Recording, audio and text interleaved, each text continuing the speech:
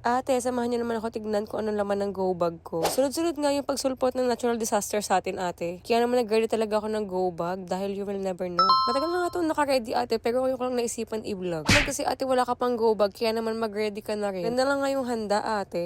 Lahat nga na laman ng bag, ate, sa tingin ko, kailangan ko. Mente naman dyan, ate, kung meron pa akong kulang. Lagay ko nga yung pang-ahit ko ng kilay sa go bag, ate, dahil hindi ko naman alam kung kakailanganin ko siya, diba? Saka yung tali ng anak ko sa buhok. Naman ko na nga rin yung face mask, ate, saka toothbrush at rosary. Nagdala nga rin ako ng ballpen, ate, tapos sinabit ko na rin yung emergency light din sa bag. Ko nga rin din yung tissue, saka yung napkin, ate. Sinama ko na rin pala yung cotton, saka yung kutsara at iba pang essential na kakailanganin ng bata. Sinama ko na nga yung carton, ate, dahil hindi mo alam, baka mainitan ka. Maganda na yung ready ka, ate. Kaya para sa go bag, ate, yung medicine kit. Nasa palagay ko ay kakailanganin talaga. Nilagay ko na rin pala yung phosphorus saka yung kandila dahil baka kailanganin ko. Tapos, ate, ayun yung pinaka-importante sa lahat. Ang pito, ate, para marinig ka pag nadaganan ka. Nakakatawa nga, ate, dahil yung dinala kong kandila, yung pinakamaliit. Alam mo yung pancake? Ayan yun, ate. Sa part nga na to, ate, ay nagigising-gising si Miguel. Kaya naman, lalo pa ako nagdahan-dahan. Dinala ko na rin pala yung mga paracetamol ng mga anak ko at si Tirisi. Meron din ako dyan tubig, ate. Sa rin pala sa mga naman ng go bag ko, ay yung crackers, malamang. Meron din dyan Viva Light, ate, para sa mga bata. May wipes, may diaper, at saka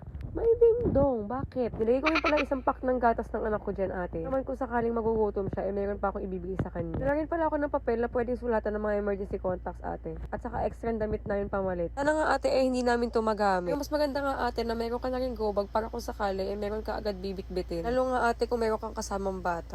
Maganda na yung laman ng go bag mo, yung kailangan talaga nila, ate. Wala na akong mas malaking bag dyan, ate, kaya naman yung Smiggle bag na lang ng anak ko yung ginamit ko. Sa tingin ko naman, ate, nalagay ko na lahat ng kailangan namin mag-iina. Sa tingin ko naman, ate, makakasurvive na yung laman ng go bag ko. Kung sakaling mang meron dumating na sakuna. Sa part nga na to, ate, pinapakita ko lang yung tagi-isang extra damit namin mag-iina. Dinadagan ko lang ng extra undies, ate, saka naglagay din ako ng mga panyo. Pero dahan-dahan lang ako dito, ate, pero yung anak ko, gumagalaw. Matulog ka muna dyan. Tapos, ate, dito nga sa part na to, pinapakita ko na yung mga dala kong gamot. Sama-sama ko na yan siya dyan.